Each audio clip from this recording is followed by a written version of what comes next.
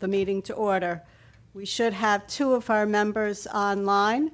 I'm not quite sure whether that's Ed under the Orleans Pond Coalition or another visitor. But let's just do a roll call, which I haven't been doing and I should have been. So Carol Etzold. Mary Griffin. Carolyn Audie, Rich Levy. Bob Mullen. and online. Valerie May. And Ed, we can't hear you, but we Hi. see you. There we are. There you are. Great. Can you hear me now? Yes. Thank you. So, first on our agenda is to talk about our charter/charge. As we know, I've been sort of mumbling about it for the past few months. The town is looking at the charge of all the committees.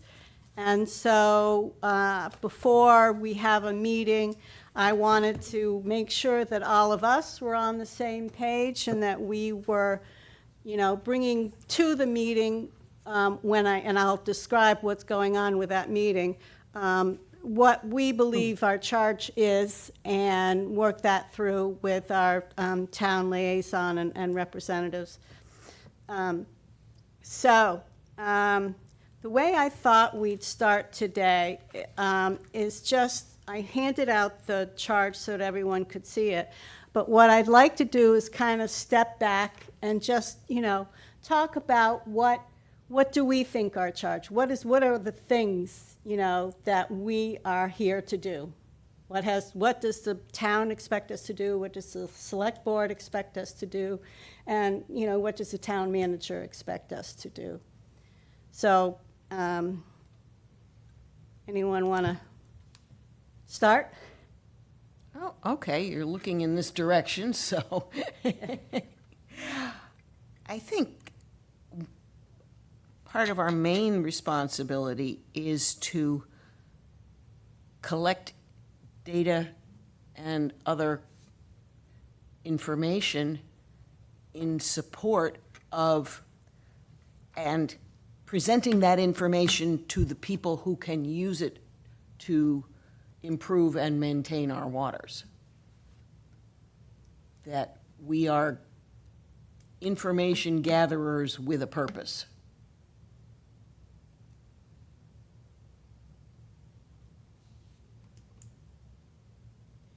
All right, anyone else?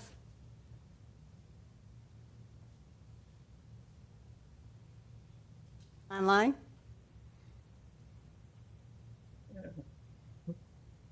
Was I not on? I mean, as we know, we've got 11 items here, so sure. I think what we've spent a lot of our time focusing on since I've been on the committee is the pond sampling, the estuary sampling, and the herring count, and recruiting volunteers and training them to carry out those activities, collecting and organizing that data, sometimes with the help of a consultant such as SMAST, and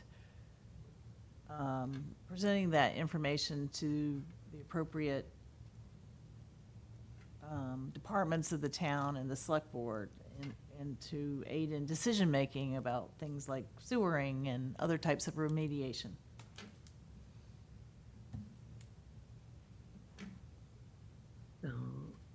And we rely heavily on the experts engaged by the town.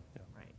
Specifically, particularly SMAS, but, certainly we don't make many, if any, recommendations or suggestions in the absence of expert input or recommendations from the experts.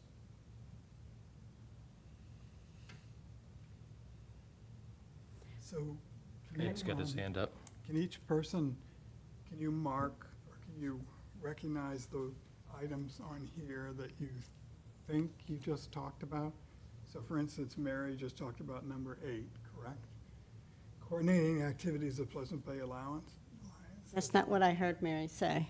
Mary, what do you think you were talking about? I think I was talking about number 2, recruiting and training a cadre of volunteers to conduct Oh, I'm sorry. monitoring activities, I didn't mention the equipment in particular, but it's definitely part of that. Number 3. And, well, it Okay. sort of encompasses a lot of them, 5 as well. Yeah, and that's what I'd say for mine, it's the umbrella of all of them. The- To find information and then present it to those who need to know is really, all of these 11 items are in support of that. Okay. And I'm trying not to be too prescriptive yet, Rich. I don't want to. I want us to think what we think our charges, and then see whether these represent Okay, what we think our charges are. And, but, to your point, your discussion about, relying heavily on do you think that applies to one of these numbers? My notes, I just, I flagged number 4 and 5 and indicated, my note was to preface both those with in consultation with experts engaged by the town. Yeah. And Bob, I think you made a good point that we do rely on outside experts that are contractors to the town. Number 9, to me, seems to encompass that. A liaison with consultants or contractors working on town water quality issues when requested. That's part of our role. Yeah, to me, it's a difference between the overall goals and the objectives. And these are the objectives to meet those goals. I don't want to rush you because you want to step back, but to me, it was helpful to look at what's in our charter that I think we've been doing less of or not so well. And to me, that was 7, 8, and 10. yep. I think we've been trying on 10 a little harder recently, but 7 and 8, perhaps we should evaluate, are there things we should do more? And I went back and forth on some of these, not 7, but anyway. Ed, you wanted to say something? Yes, thank you. Yeah, I looked over the charter. It looks good to me in the general sense. But I think in some ways, some of them get lost. And I was wondering if, as a committee, we could assign 1 or 2 people to sort of look out for each one of these items on the charter. And, just do a check-in so something doesn't get forgotten, kind of like what Mary was talking about, some of the items being overlooked. So if we each had like a master or somebody looking after that charter item and then bringing attention to the board, a committee when we meet, that would sort of be a nice idea, I thought. There's some good thoughts about that, Ed. I'll just tell you, I'm not sure we've got the time for that. We haven't been given a time yet for this meeting, but I'm understanding that these meetings with the chairs is going to happen within the next month. So that's why I made it a priority for today's meeting. I really wanted to give ourselves the opportunity to discuss it. But thank you, that's a good idea. Val, you had your hand up earlier?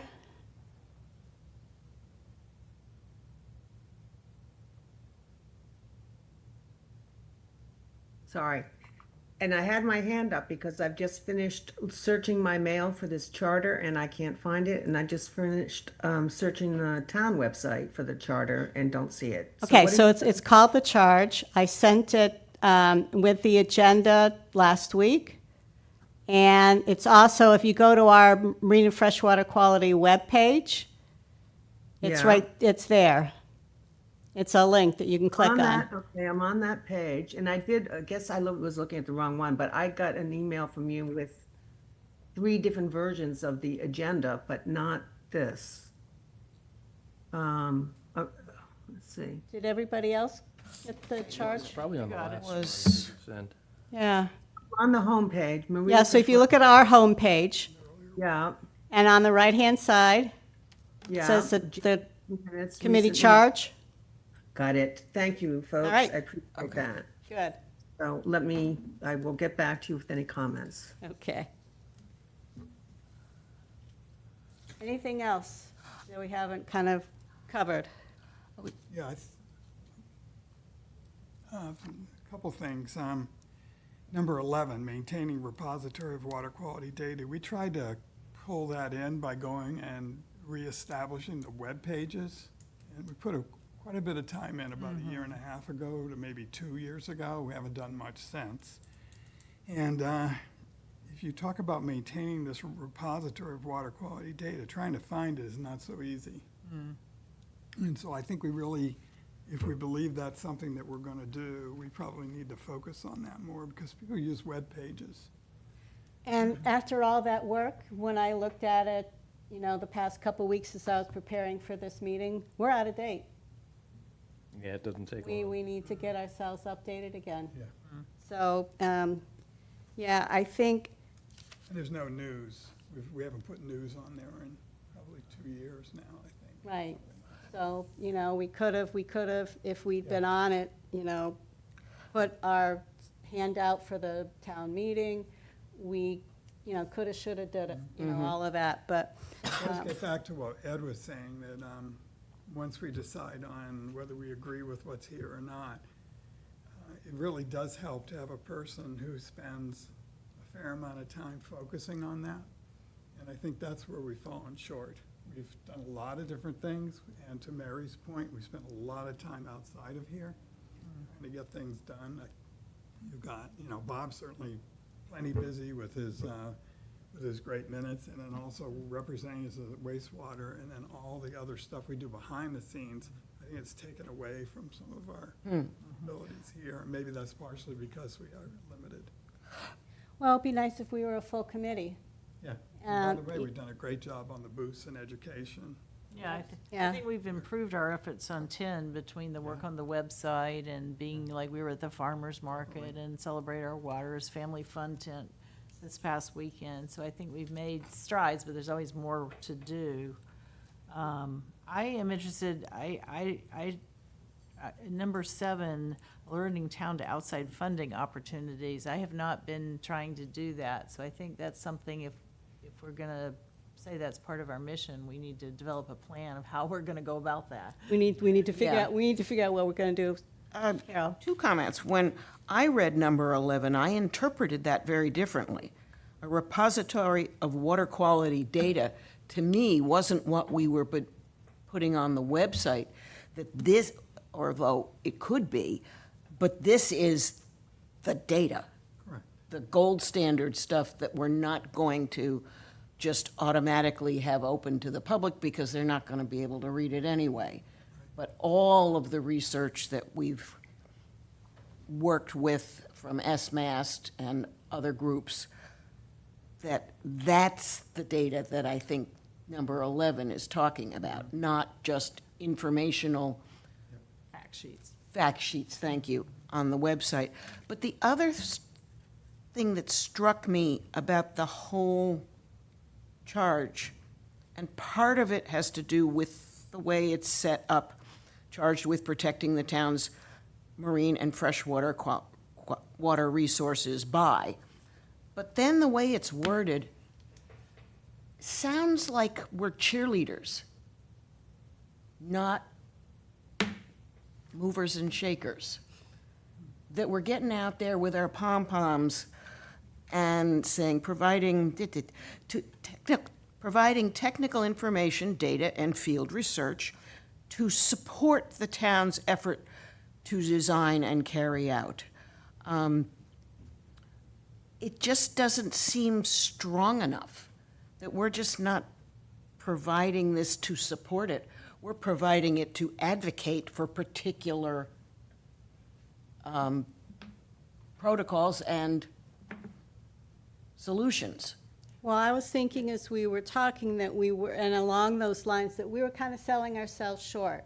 Yeah, We do a tremendous amount of work that we think is important, but to all of our points, there's probably stuff we should be doing differently, better, more of. And so, yes, we're recruiting and training, but that's a huge, We're actually collecting the data. yeah. Yeah. But we're recruiting, we're training, then we collect the samples. Then we ensure those samples get to the proper, whether it's APCC, whether it's SMAST, who's going to take those samples and analyze them. Then we get that analysis back, and we do a critical, review of it. And I think that's another piece of it. It's not just that we take data and give it to the town and say, da-da. Yeah. We also look at it critically, work hard to put the information, whether it's a big report, whether it's a small data sheet, into a format that's usable by the public. And present it, since we're not the ultimate decision makers on this, it's either select board or in many cases town meetings, to make it more understood by those voters and decision makers that the opinions we have are based on all of what you just said. It's not just, oh, well, this is what the do-gooders think needs to be done. Here's all the supportive information. Mal, sorry, Mary, then we'll go to Val. A couple of points. I hear what you're saying, and if there is an opportunity to amend this, I think having a more direct number about, volunteers recruited and trained by us collect the data and deliver it for analysis would be, kind of more the heart of how we spend a lot of our time. On the other hand, all the advisory committees, there's like 50 plus, I don't know how many for the town. I mean, they're all advisory, so we are Yes. supporting the town departments, and I think we shouldn't try to move past that. I mean, that is our role. We are advisory people for the town, and the town has staff, and we're helping the staff. Right. Right. But the town ultimately pays for the people for the experts that we Yes. hire to help us.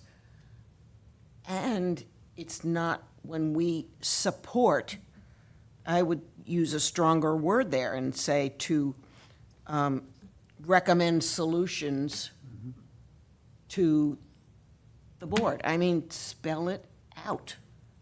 I mean, supporting isn't just, In consultation with our town liaison, we get information from our experts. They provide us with a series of recommendations. And then, working with them, yes, they're the ultimate decision makers, but we provide our expertise such as it is and say, this is a recommendation we think is a good recommendation to move forward with. Val, and then Tony. So I'm looking at number 4, and I think, to me, that some of the concerns that I've just heard expressed about our recognition of our response, of our actions or whatever, is kind of covered in number 4. I mean, that's, to me, we recommend the steps for remediation, we're reviewing, I mean, that to me is sort of getting at, sorry, that's the cat. It's getting at what you're talking about in revising number 2. And then I would also say, but to your point that the town has employees to do, specific functions, one of them would be funding opportunities. I don't think that's our responsibility. And certainly in the time that I've spent on this board, I've never seen us recommend a funding opportunity. So unless we actually want to undertake that, I think we should ask to have it removed. Anyway, so those are my thoughts. Thank you. Tony? Well, the thing I've been most impressed by is that you gather and analyze information You just don't pass it on to other people, and you use your own scientific knowledge. And I think it's important that the public knows that we have scientists working on this, gathering it and analyzing it. And that's, I think, I'm very impressed by that. Thank you. Well, I think, even to the point of the training of the volunteers, the maintaining, repairing, and updating the equipment, that takes the expertise that this committee has. I agree, but I think you have to spell it out more than you spell it out here. When I read this, you're passing along information from one to another, and that's passive, and you're very active. So I would use more active verbs, and I think the other thing that you've begun to do now, which is absolutely critical, is educating the public. Because as we have more people here, we're building more buildings, more people have to be sensitive to that, and since the concentration span or the attention span is so limited from many of our residents, full-time and visitors, that I think you should make 10 a bigger part of your charter. And I think when you do it, it's spectacular, but you don't do it enough. Thank you. To your point, Tony, item number 9, it's again another one of those passive things, providing a liaison with consultants and contractors working on town when requested.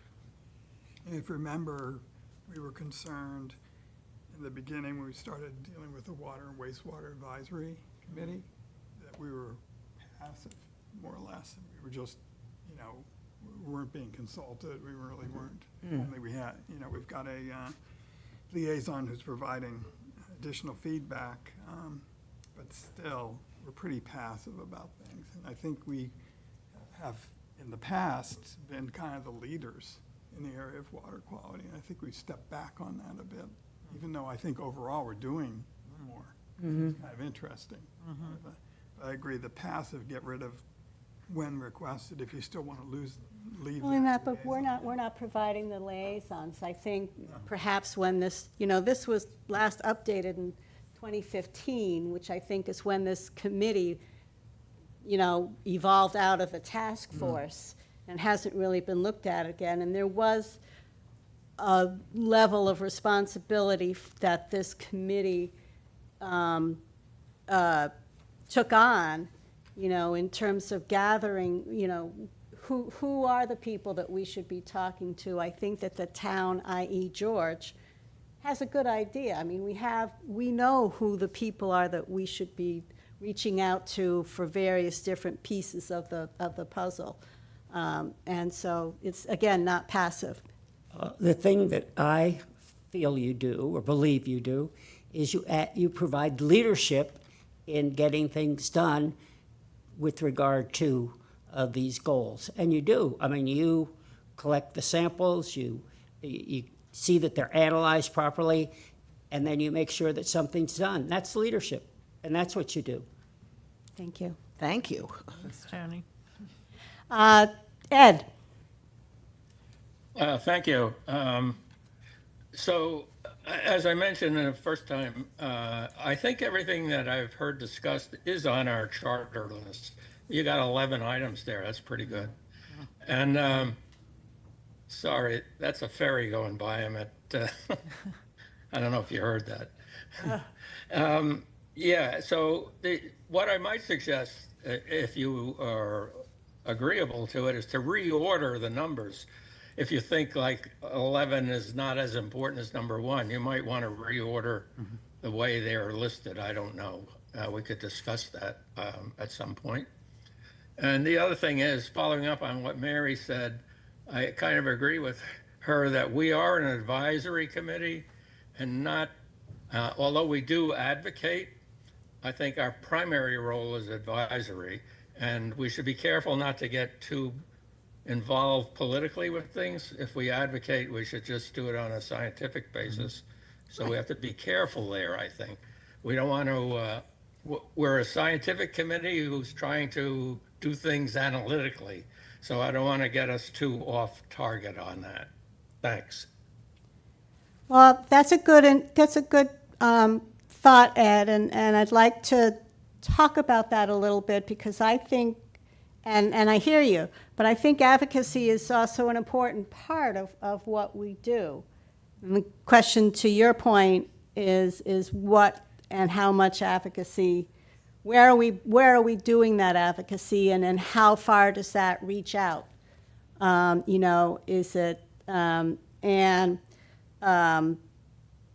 when we talk about number 8, which is coordinating activities, well, we don't really coordinate with the Pleasant Bay Alliance. We don't really coordinate with nearby towns, and I think that happened in the past, but not so much now. But I think we do absolutely coordinate with the environmentally nonprofit, environmental and water-related nonprofit organizations that are, either local to Orleans or a little bit further out, to Cape Cod. And to some extent with the Pleasant Bay Alliance on the water sampling. Yeah, I mean, that's a big Absolutely, one. yeah, and we do, you're absolutely right, yeah. I think, I was thinking of, how active I think prior committee members were on the Pleasant Bay Alliance Committee. We're not so active from that perspective, but we're absolutely, we work with them very closely in terms of Sampling coordinating the dates and estuary sampling, and they collect all of our samples. And that's the way I interpreted number 8. Yep. Yes, me too. I think that we fulfill number 8 on a regular basis, actually. And with nearby Not only towns, by the like Brewster testing and and- whatnot that we do, but in the, educational outreach and the other things that we've done. So I think we're okay on 8. I Okay. do think that 7 should be, unless we intend to charge ourselves with that, I think we should. To me, I assume any proposed changes to this would need to be approved by the select board, correct? Is that a true assumption? I mean, I'm not sure I would write out alerting the town to outside funding opportunities out of our charter, but maybe we think about wording that differently, try to remain aware of opportunities and share those with appropriate town staff or some, I mean, the town. I would go with that Yeah, language, yeah, because yeah. it sounds to me like we're supposed to be out seeking funding opportunity. right. And letting them know about it, which we don't do. Yeah. Nor do I think we should do. I think that's a town employee responsibility. Okay. Carol? And just a question on that, and maybe we can't answer it. I agree that really shouldn't be our charge. But who does it? Well, from what I've seen on Water wastewater quality. management, the experts, Wright Pierce identifies, Okay. some potential state or federal funding. Nate Sears, Yeah, Nate and George, and maybe AECom, Does that extend to and they bring. surface water issues also? Well, I'm just using that as an example. Yeah. You have experts and say, all right, they're more aware of what funding may be available. Like if SMAS could identify, something for Yeah. water preservation, And we can provide information needed for, if it's a grant, I mean, George yeah, we can is support that. very, very, capable and qualified, and does this 99% without, but we're there to, oh, well, let's think about this, we've got this piece of information, There's a current potential grant for doing some work for nitrogen attenuation in marshes and estuaries. Nice. And that's what, I think that was identified and pursued through Wright Pierce, and Oh. George is on top of it, but it's very, it's valuable for what we do, valuable for the sewer system, because you can get credits for nitrogen that's attenuated naturally within the estuaries and marshes, so that's just an example, but that was, brought to our attention from the experts, I believe, or, via George. Okay. Ed? Thank you. Since I'm wearing the Orleans Pond Coalition hat, I would remind you with regard to funding, the Orleans Pond Coalition is doing the cyanobacteria testing gratis, which is helping the town out, which is in essence a grant that we're giving to the town. And that works both ways. So I think the Orleans Pond Coalition is thinking of maybe asking the town to do a few things. But I think nonprofits do grant programs, like I know the Orleans Conservation Trust does work with the town in terms of education and so on. So I think it's fine to leave. As I mentioned before, I think our list, that the way it is now, 1 through 11, includes pretty much everything. I'm rather happy with it as is. You could reorder it, as I suggested earlier, maybe change a few words, but more or less, I think it's on target. Thank you. And if I could just add, I know the Orleans Conservation Trust that I'm on the board of is actually worked with George Meservey and some other town staff to put together a grant, a state grant for the restoration of Namaquoit Bog, which we have received. So it's a planning grant, but, you know, it's underway. So there's a lot of interaction between the local nonprofits and the town and us. Right, and to your point, many of us, myself included, sit on these, boards, we're on the Orleans Conservation Trust, as is Ed. We've got some board members of the Orleans Pond Coalition, so that's not a requirement for this committee, but it speaks to the breadth of information and depth of commitment that this committee, brings to the town and brings to, brings to the table. So what do you need to have this meeting about our charter? So let's sum this up. Where So are we? I think we need to, I would like, before we finish, to talk about the reordering. And then we need to work on some wording, and so along the lines of what Ed was saying, maybe if I can get one or maybe two people to work with me on the wording, then hopefully that's, and if possible, I'll get all of this out to everyone absolutely before that meeting, so that, we can't obviously vote on it before, unless the meeting doesn't happen until after our July meeting, in which case I could bring it and we can vote on it and all of that. Anything else? Is that the select board meeting you're talking about? No, to redo? and I'll get to it as part of the later meeting. There will be a separate meeting with town manager's office, the chair of the select board, MEF, our liaison, who is now changed. We now have Mary Wright as our liaison, and the chair. So that's why I don't want to go in there empty-handed without all of your input. Would it be reasonable just to let them know that this is in progress and we'll have a redraft of it? I've told them that we're looking at it. Yeah. I if we're meeting with them one-on-one, I think we should authorize you to, take the topics we've talked about. And I would trust you to, it seems like it's good to take advantage of that moment to hand them some suggested revisions. And I guess the main one I would recommend would be to, add some very direct language about collecting the samples and turning them in and, taking them to the lab. Because I think it's sort of in here, but it's very general, and I think that's so much of how we spend our time.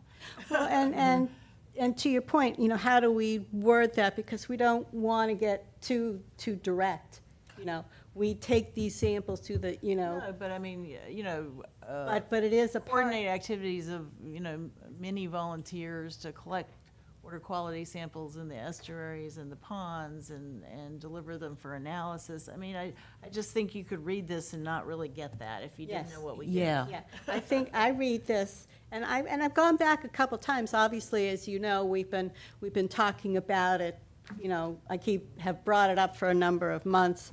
So I keep looking at it, and sometimes I look at it and I think it looks pretty good, and other times I look at it and I say, well, this doesn't nearly talk about what we do, and it sells us short. I think when But we without saying, you know, obviously, we are an advisory committee. We are not, you know, the town is responsible, the select board is responsible, you know, so, And I also think the herring count, I don't really see that in Right. here. So I wonder if that we needs want to more bring that in. Which you said that in the very beginning, but that's a good point. I think as we revise it, what we need to do, because we are all so intimately involved with all of this all the time, that we know what we're talking about. Right. We have to remember that this piece of paper is read by people who may or may not really have much understanding of what this committee is. And we need to present this in a way that those are the people who get what our charge is. Right. We know inherently what our charges are. And I don't know, but I wouldn't be surprised going into it, you know, if, you know, the work that the town has been doing, preparing, you know, when I say the town, I'm meaning the town manager's office for the most part. I know they've done a lot of work. And, you know, they may come to us with formatting, they may come to us with, you know, different things that they want to put it into, and that's all fine. I just, you know, we need to bring our information, our knowledge to the forefront. Ed? I'd like to make a motion to authorize Carolyn and Mary to revise the charter in a way based on the discussion that we've had today, and hopefully get it into the meeting that Carolyn wants to get it into. But whenever, I'll leave it up to them, and so that's my motion. Second. I second that motion. All right. Since we've got people online, we have to do this by roll call, starting with Val. I second that Oh, motion. sorry, this is a vote. All those Oh, in okay. favor? I, Valerie May. Ed? Looks like he's frozen. We'll come back to you, Ed. I, Carol Etzold. I'm Mary Griffin. Hi, Carolyn Audi. Hi, Rich Levy. Aye, Bob Mullen. Are you back, Ed? Ed, can you vote? I hope so. I, Ed Hafner. Thank you. Yes. right. Yes. I, Ed Hafner. It should be. I'm sorry you can't hear me. It should be working. It is. You can't hear me at all? Yes, Oh, you now just froze for a little bit, but you're good now. I, Ed Hafner. Yes. All right. She was first.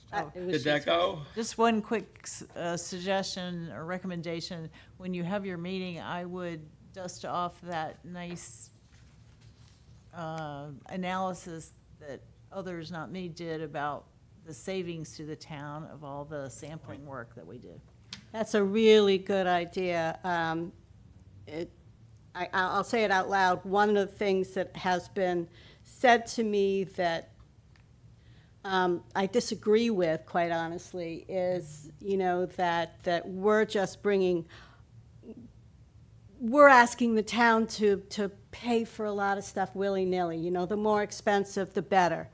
And that's not the way we've analyzed our recommendations, you know, and I think going forward, we are not going to be, you know, suggesting the most expensive or the most intensive thing. We're gonna look at it and make recommendations that we believe, based on our information and the recommendations of the experts, is best for the town. And sometimes that might not be the most expensive one, and oftentimes it's not. We, as a committee, work hard. And I think you're agreeing with me not to, you know, make the town pay for everything. We try and be very selective in what we ask the town to pay for. So, Rich. On the first The other thing we didn't talk about is that the first line says charged with protecting the marine and freshwater resources by doing the following. Is that what we do? Is it okay, the way it's written? Is everyone happy with that? I underline that myself because it puts protecting the town's marine and freshwater resources under our responsibility. It's a big If ask. something goes wrong, you know. So it's really not, we're not authorized to Right. protect, we're, you know, Right. are providing recommendations to protect Correct. or assessing information, We advise the town, right? Charged with advising the town on, and then something there, and I know you'll get it.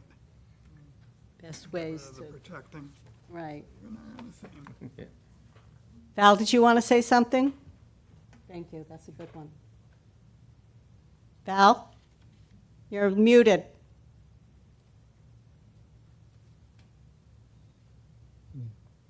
Okay. Ordering, do we want to take a couple of minutes and think about how we want to reorder this? Based on what? Based on what? Sorry, I had to leave the room briefly and I had my hand up. I know I heard you call my name. I just wanted to say quickly, no, that I support what Mary had to say. I do think we should make some declarative sentence about how we save this town a significant sum of money to do work that is required, but, you know, for us to qualify for various grants and whatever else they use this information for. And we, as you look at that, we don't actually have a specific statement pointing that out as this. I don't know that you can refer to the actual sum of money that we know that we're saving them because it's gonna change, I right? wouldn't put that. Consistent. No, Well, but the as some. sort spreadsheet, of like the spreadsheet statement that we did a couple of, not last, I guess it was last year, not, but, and, how long ago believe. was that? I think it was 2 years ago. 2 years ago, that really spells out, and it's, keep me honest, around half 500, 150, Hmm? 150,000? 150? No, it was 180, I think, 180. something like that. Yeah, anyway, it's a significant amount of money that the volunteers and our time and all of the mileage driving, you know, samples to New Bedford, and so it's a significant amount of money that we are saving the town, and I think that's an excellent idea to bring that information. Somehow, yeah. I wouldn't quantify it. I believe that 180,000 number is very conservatively low. If we're hiring a firm to do all that sampling, it would be. Yeah, and I mean, stepping back and looking at the big picture, and I'm not a town government insider, but I've heard that there's, you know, now that the town maybe has slightly more and more professional staff, some people are wondering, this is like something, you know, who would say, like, are all these advisory committees really necessary? And I think the message that we should be sharing is we do very specific things to gather data that needs to be tracked. We have a 22-year track record of collecting this data using volunteers and not hiring consultants to charge the town. I mean, that is the bottom line.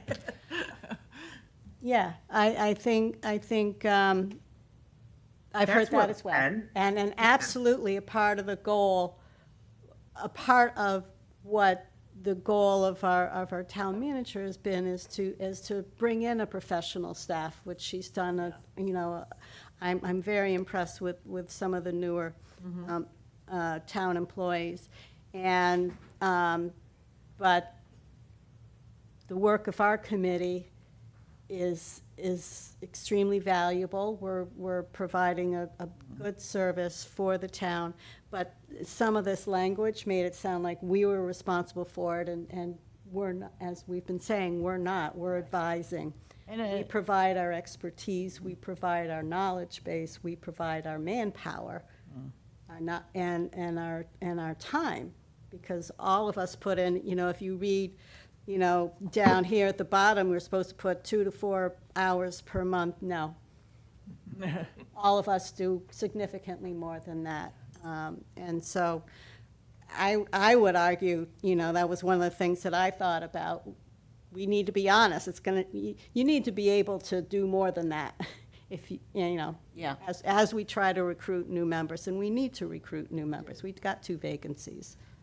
But that goes back to my question, when we reorder these, based on what scale? On priorities? On time spent on each one? Based on how much each one costs? I'm making this up, but you need the scale before you can reorder. Right, and my instinct, and I'm open, is priority. What do you all think? Yep. I think so. I mean, there Okay. probably will Yes, be I minor agree. disagreements, but I think priority, but I also think that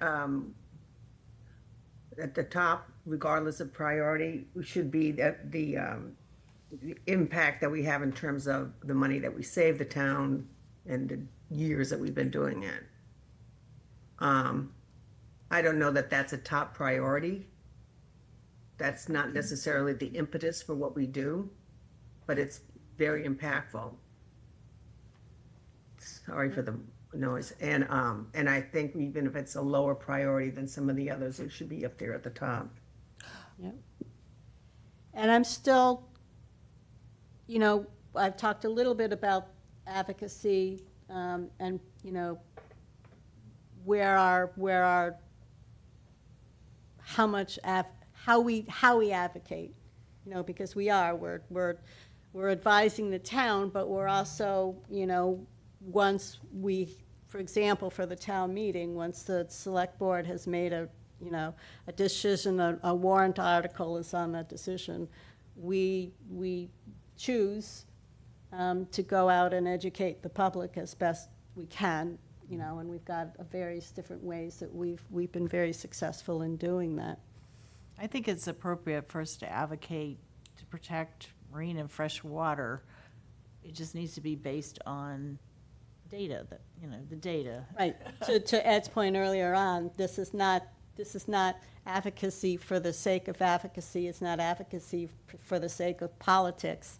It's advocacy based on the science that we gather and share Right. and educate. And when the select board makes their decision, it's made. It's made. It's their decision. Right, it's their decision. you may know the answer to this, but the first sentence, the Board of Selectmen is author, which shouldn't, well, that's out of date anyway. The Select Board Right. is authorized to appoint.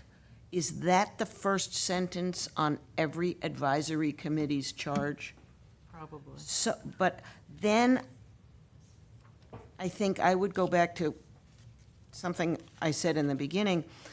I think we need to state our overall goal, and then the other things might be more easy to prioritize as the objectives which will achieve that goal. And the goal is what we've said all along, is to protect our fresh and saltwater. Maybe break that into 2 sentences. Maybe, but Yeah, yeah, yeah. but that's the goal. And then everything else is how we want to achieve it. Okay. Just a reminder that about two and a half years ago, somewhere in that time frame, we started redoing the website. And Mary was involved in it, everyone was involved in it one way Yeah. or another, and we rewrote the section that's up there that describes what we did. Well, that's a good point. I'd ask you to go back and look at that, because it's actually, we took a lot of time in here to write that. You're right. Reminder, Rich, thank You you. may not agree with it, I don't know, but it's worth it. So it That just was pretty says, good. members of the Freshwater Committee are appointed by the Select Board to monitor the ecosystem health of the marine and freshwater bodies.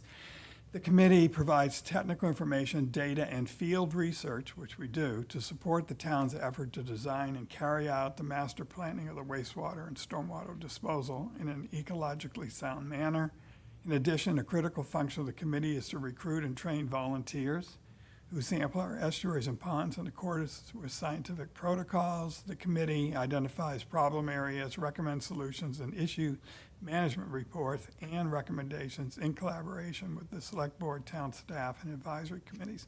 That's What it. is missing is the piece of us communicating and going out and talking to other organizations and stuff. I think you can start with that. Absolutely. I That's a think great, that's a great idea. reminder. Should we go on to our many other topics? So anything else? So prioritization, do we want to take a quick snap at that, and then we can move on? In answer to that, I'd say no, because we're never going to agree. There's the second hour of the meeting. I think it almost has to be very systematic. It would be better to have the subgroup go ahead and, Right, I agree with that. I mean, we've talked about this for an hour and haven't we voted to have the subgroup tackle it? All right, Ed, last word. All right, thanks. 2 points. One is we already have a motion that we passed, and I'm content to have you and Mary set the priorities. That's what a subcommittee is supposed to be doing. We don't all have to do it. And the other point was I want to go back to the point we were talking about advocacy and remind you of an example that might illuminate, I'm not sure. It was a few years ago when Michael Herman and the select board were pushing for home rule petition with regard to fertilizers and pesticides. And our committee was asked to write a letter of recommendation. And we did write one saying that it was an important point to consider, but we didn't recommend it one way or another because we hadn't really done a study of it. So we didn't get experts in to tell us about pros and cons of that and so on. But when I also was on the Orleans Pond Coalition, and we were discussing the same thing, Michael had come in to talk to us, I was all for that organization saying yes, because that was clearly something a nonprofit would be doing, advocacy in the strongest possible way. And so I was all for them advocating for it. But us, again, we're giving recommendations to the town committees and select board, and we want to do it scientifically, so we got to be careful with the advocacy thing. So that's just an example to give you. Thank you. And yeah. Okay. All right. Anything else? Ready to move on? Okay. Next one on the agenda is the herring run update. okay? What do you have for us? Okay, so I don't have official results, but they're as close as they're probably going to get. And we haven't transmitted this anywhere other than here, so we haven't sent that to the marine fisheries yet, so that'll have to be after Judy has a chance to do a second audit on it to make sure she's satisfied with the data. So there's two of us have already looked at that data, and so we've already pulled together numbers. And so the 2026 data, well, let me talk about 2025. You may remember that 2025 was a disappointing year. We dropped very, about maybe a sixth of what we had in 2024, and we only counted about 113 herring. And that was in 361 counts, people's counts. So we had 113 going up and 82 going back out. This year, we were about half that. So we only counted about 50 herring going up and back. Now, take into consideration that when we calculate the totals for the equation that they use, that'll still bring us to probably 1,000 or something like that. But it's still it's dramatically less this past year, and it's disappointing. We started counting around, looks like 2026, did some counts at the beginning, right at the very beginning week of April. That was our first week.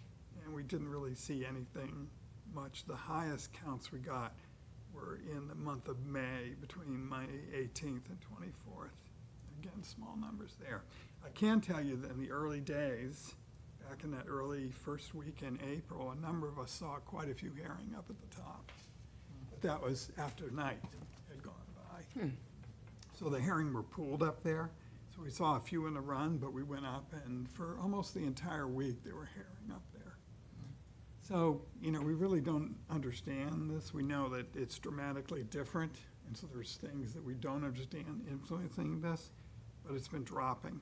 And we really did quite well. I don't know if I brought the data for the entire years, but I think I did, actually. Yeah, we're kind of back down to where we were in 2011 in terms of our visual count. We had 104 in 2011.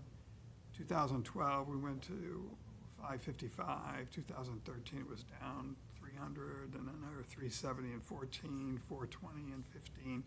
And then starting in 16, we started going up, and we stayed in the thousands that we actually counted. In 2023, I think all of us, we counted 2,174 herrings, so people got used to really seeing them.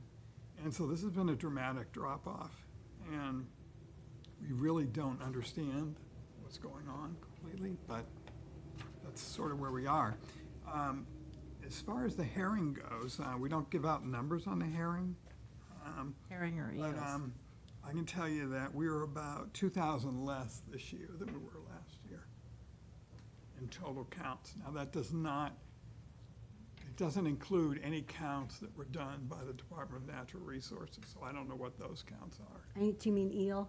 Eel, sorry, did I say herring again? Thank you. Can you say those numbers again? So eels are, I didn't want to go into the counts because Judy doesn't like to do that, so I'd like to stick with, she does, but about 2,000 less than 2025.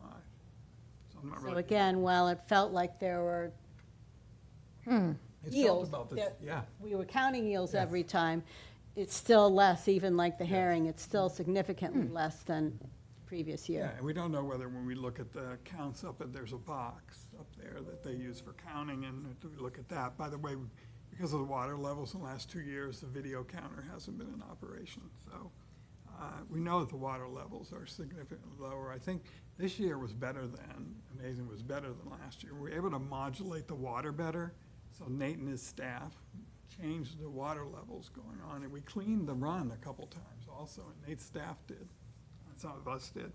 So we were getting a lot of debris in there, but I think this all speaks to, we can be hopeful. We're 30% done with the new proposal for the new run. We need to get that going and hopefully get that matched up to, I think it's phase 3, where that's supposed to be part of, because I think that really would help. We can optimize the flows more than we hear, and I know the year before it was tough.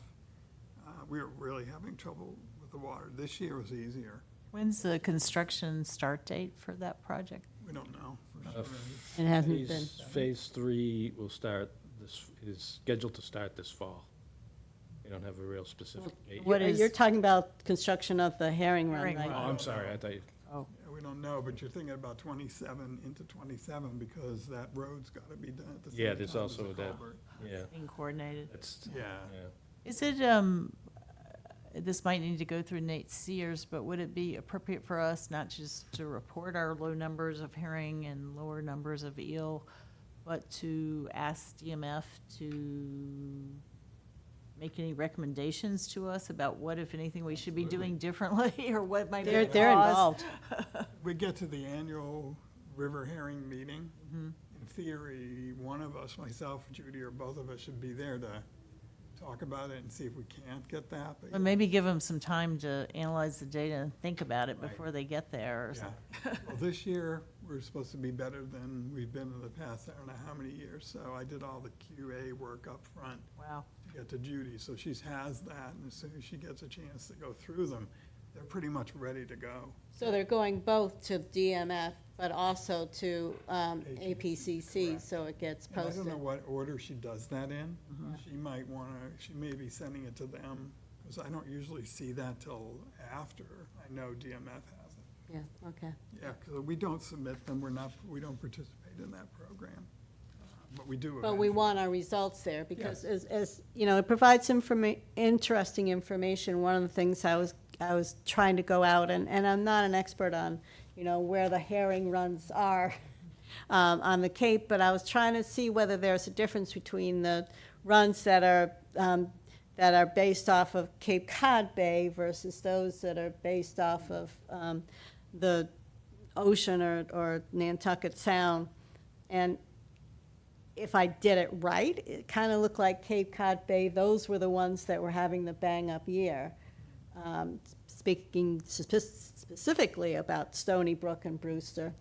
But I don't think the ones like ours that come off of the ocean were as, so, that's just my own theory. I think there's a couple things we should do in terms of the herring run itself, which is, you know, get some help from DMF. And my understanding is they're deeply involved in this process as Nate works through all of the organization. But also, you know, we've got some experts in our indigenous friends, and the Wampanoags have a group within their, and I don't know which part of the organization they come from, but they have a group that consults on herring runs. And so I think it's really important to talk to them as well and see what insights they might have, and see whether there's anything that we can gain from that. And I know that that Michael Herman has talked to Nate about that. I don't know whether anything's happened yet, but I encourage that. That's something I'm anxious to see if we can get some insights from them, because it's people we haven't had that insight from before. So, I will say that and this should really go to you, Rich, but I thought from what I understood when we were doing that table at the Family Fun Tent, that our particular run is lower than almost all the others. Right. And that, so back to the point of, well, why? I do think we lost Scott kept a very close eye on things. And I don't know that the water, I mean, this is something that you would be much more familiar with than me, but was the water as regulated and as it should have been? And we might have done cleanup from time to time, but I know when I was down there counting, or not counting, it was pretty, was not clear, I guess. So maybe they cleaned it up at the beginning of the season, but it didn't look too good by the middle of the season. But I share the concern that we get to try and find a reason, or at least a theory as to why our run is doing so significantly, or not just from year to year, but also in comparison. And I think it's a great idea to ask, do we have to wait, Carolyn, for I don't think we have to wait. our own? Well, yeah, why don't we reach out on We our have the own? numbers in rough. we've already reached out to them a Oh, number you of did? times. Yeah, To whom? The Wampanoag? yeah. No, And Brad they Chase. They didn't respond, or? No, they have not responded. I think we should reach Okay. out to Brad Chase at DMF. But definitely, but I know that Judy regularly has conversations with Brad Chase. I don't know whether she has recently, this year, I haven't either. but, okay, yeah. We want to get the data submitted, and then they usually do that at the hearing meeting, and then they talk about all the reasons why they think it's there, and then we'll get the answer probably there of whether that data that you're seeing, whether that analysis is right. And And we need to make sure that we're coordinating with Nate. Yes. we do.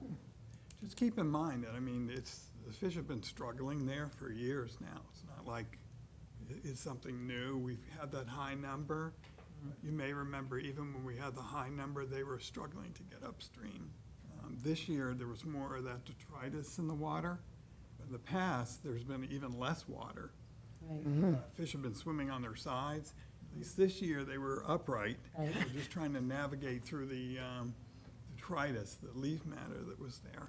And anytime we contacted Nate about that, his guys went out and got that cleaned up a bit, but I agree, it's still, at least I felt like this year there was more water.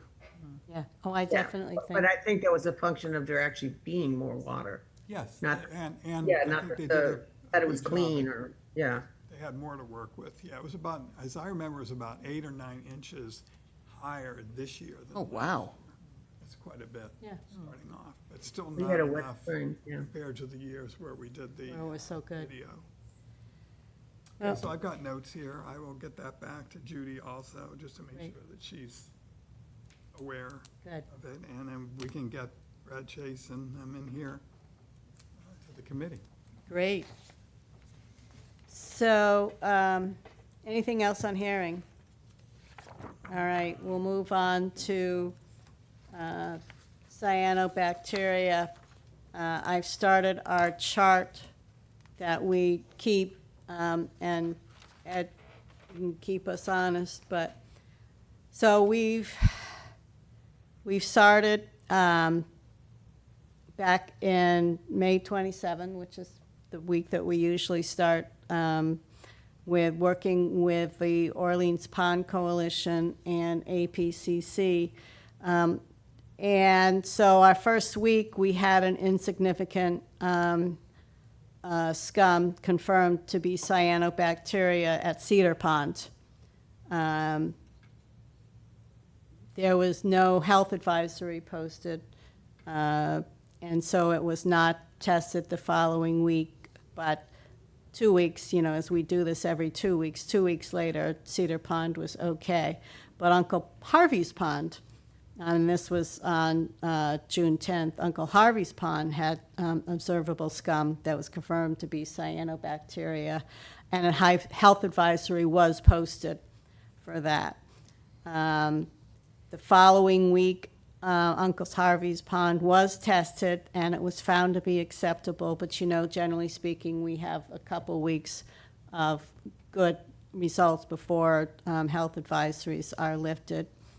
On 6/24, we had insignificant but nevertheless scum at both Baker's Pond and Crystal Lake that were confirmed to be cyanobacteria, and health advisories were posted for both Baker's and Crystal. And at the same time, Uncle Harvey's Pond, the health advisory was dropped.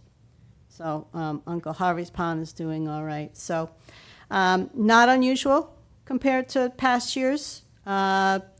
These are fortunately very, well, not very, but, and it's a wording that gets us, we say insignificant, but it's nevertheless confirmed. And so therefore, we had a health advisory posted at both locations. Val, you had a question? And then come on up, Yeah, Meredith. I would, sorry. Should I go? Yes, go ahead, and then Meredith's going to speak.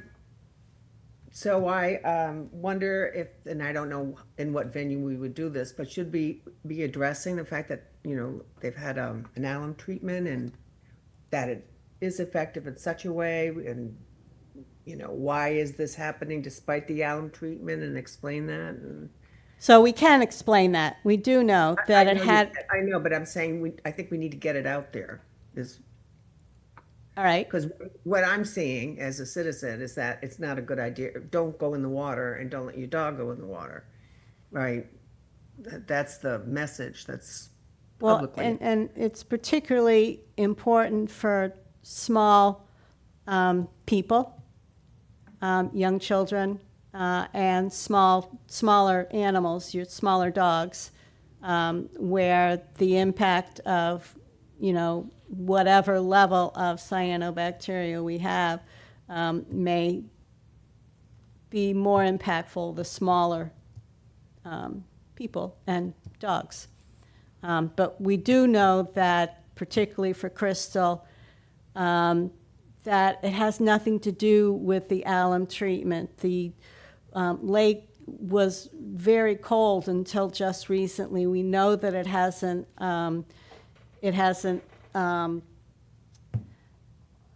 stratified yet. So this was a shallow water outbreak. And that's something, cyanobacteria exists. But sometimes with the heat, with the lack of, no, not lack of rain. Actually, we had rain just before we tested, and we know that runoff on both Monument, it's talking about Crystal on both Monument and Route 28 are significant. And so that may have, provided the nutrients that were necessary, and we got ourselves a bloom. I'm going to let Meredith speak. Yeah. Sorry. Hi, my name's Meredith Ballinger. I'm the health agent with the health department. I'm usually not at this meeting, so I'm learning all sorts of great stuff. I did just want to have a clarification. We use different terminology in the health department based off of our regulatory obligations with the state. So we posted a health warning instead of an advisory, and it's important to make that distinction because an advisory, health advisory, would mean the pond was closed. And we would take a lot more protective measures, putting up caution tape, sandwich boards, etc. The health warning, and we're looking at calling it something different, and that's actually why we have an intern, Rowan from DPH with us, who's going to help us with our communication moving forward. Again, it's more so for animals and possibly small children who might be more sensitive to it if they're in the water. So I just wanted to make that small clarification. No, that's a very important clarification. But I agree because it's very confusing for the public who might not know what all these terms mean. So we're really thankful for Rowan. So hopefully moving forward, there's a better idea of the public of what all these things mean. That's very helpful. Thank you. So while you're up there, so for Uncle Harvey's, we did the sampling this past week on Wednesday. So then you got the data from them saying it was clean, and then you would lift Yes. the warning. Yep. We also do go out and we do a visual assessment anytime there's a warning or advisory in place, just so we can get our own eyes on it. But as we know, based off of weather conditions at the time, if we go out a couple hours after APCC, it might look completely different. But we do try to keep our eyes on the situation ourselves. Okay, I don't know who was first, Ed or Ed can go first. Ed, and then Mary. Okay, so with regard, and I appreciate what Meredith said, it's a tough job for them. They get this data and they have to make a call, and it's not an easy one because we're not doing it. It's a scientific measurement, but it's not really a close one. I mean, it's based on certain criteria that are somewhat arbitrary, and whether or not a pond is actually dangerous or not, it's not always totally clear. So they have a tough job, and I'm glad they have an intern, and they're going to work on figuring these things out. It's tough. And I would also point out, Carolyn, when you mentioned the scum line, and it therefore APCC issued their caution. They also do it based on colony forming units and other things. So it's not just based on the scum line identification. So if you see a scum line, then the criteria for colony forming units becomes much lower. But if there's no scum line, then that value goes 5 times higher before you issue a caution. So again, it's not set in stone, and so that makes it a tough job to do. We should look at the good news that 5 of our ponds were clear. Only 2 got into this difficulty, and so that's good. And I think that's all. I had one other thing, but it's left my mind. If I think of it, I'll raise my hand again. Okay. Mary. I just wanted to draw the connection. I think unfortunately, this summer and fall, you know, all the weather experts, NOAA is predicting one of the hottest, we have a especially strong El Nino phenomenon going on. So they're saying it's going to be stronger and hotter than we've seen in many, many decades. And that heat will be related to algae blooms. So I think we should unfortunately prepare for more of this as the summer gets hotter in the fall. And then in terms of what we need to do, I remember last year I believe we linked to these health advisories that were issued by the town, and we should make sure that we're able to keep our website up to date to at least link to what the Board of Health or Nate, some of them seem to come from Nate Sears, but anyway, the town is issuing so that if people look at our website, they're getting the best information. Good point. So, So I remembered what I forgot to say the last time was I talked yesterday or day before with someone who swims quite extensively on our lakes. And I was talking about cyanobacteria with him. And he says, yeah, when he's swimming, he does tend to swallow a lot of water. And I'd always been thinking of, running in for 5 minutes and coming out, and I never drink any of the water, so I was never concerned. But there are a lot of these people who use our lakes, especially Pilgrim and Crystal, to do long-range swimming back and forth. And there is a danger to them. So I was not as acutely aware of that as maybe I should have been. And so, again, that's where I think the health department has to weigh things. And again, I say it's tough job they have. So thank you. Carol? and I know I've asked this question before, and my brain just never retains it.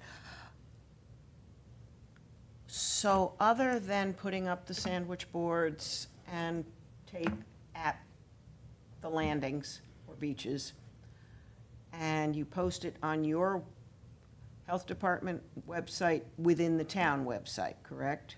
Yes, so it actually goes out as a news notification.